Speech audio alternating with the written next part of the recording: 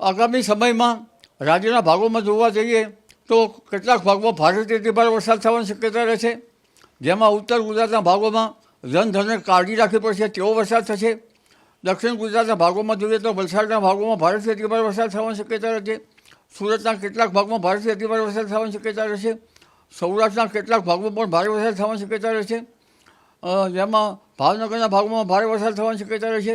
આ ઉપરાંત લગભગ ગારિયાધાર અને બોટાદના ભાગોમાં પણ વરસાદ થવાની શક્યતા રહેશે. સૌરાષ્ટ્રના ભિન્ન ભિન્ન ભાગોમાં હળવા ભારે વરસાદ થવાની શક્યતા રહેશે.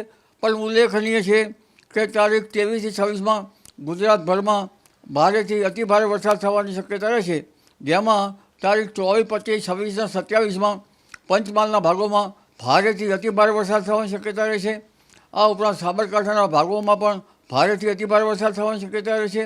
ઉત્તર ગુજરાતના ભાગોમાં પણ ભારેથી અતિભારે વરસાદ થવાની શક્યતા રહેશે.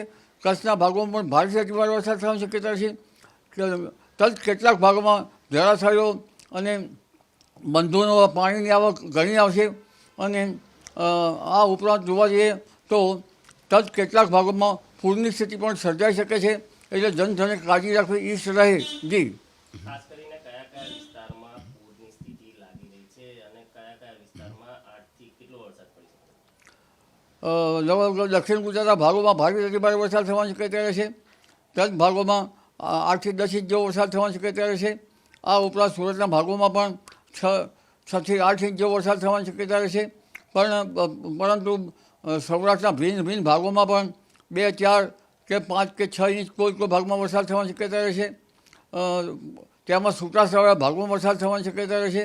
પણ ઉલ્લેખનીય છે કે ઉત્તર ગુજરાતના ભાગોમાં તો ભારેથી અતિભારે વરસાદ થવાની શક્યતા રહેશે, જેમાં જે તારીખ 23 થી 30 તારીખ સુધીમાં તો કેટલાક ભાગમાં ભારેથી અતિભારે વરસાદ થવાની શક્યતા રહેશે.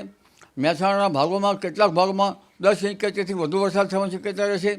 સાબરકાંઠાના કેટલાક ભાગોમાં પણ 8, 10 કે તેથી વધુ વરસાદ થવાની શક્યતા રહેશે. પંચમહાલના કેટલાક ભાગોમાં પણ 8 થી 10 ઇંચ જેવો વરસાદ થવાની શક્યતા રહેશે. અને કચ્છના કેટલાક ભાગોમાં પણ ભારેથી અતિભારે વરસાદ થવાની શક્યતા રહેશે. એટલે તદ ભાગોમાં લગભગ જોવા જઈએ તો 4 ઇંચથી 6 ઇંચ અને 8 થી 10 ઇંચ ક્વચિત તેનાથી પણ વધારે વરસાદ થઈ શકવાની શક્યતા રહેશે. એટલે જનધને પૂર જેવી કે પાણીની વિકટ સમસ્યા ઊભી થાય તો જનધનની કાળજી રાખવી ઈષ્ટ રહે. જી.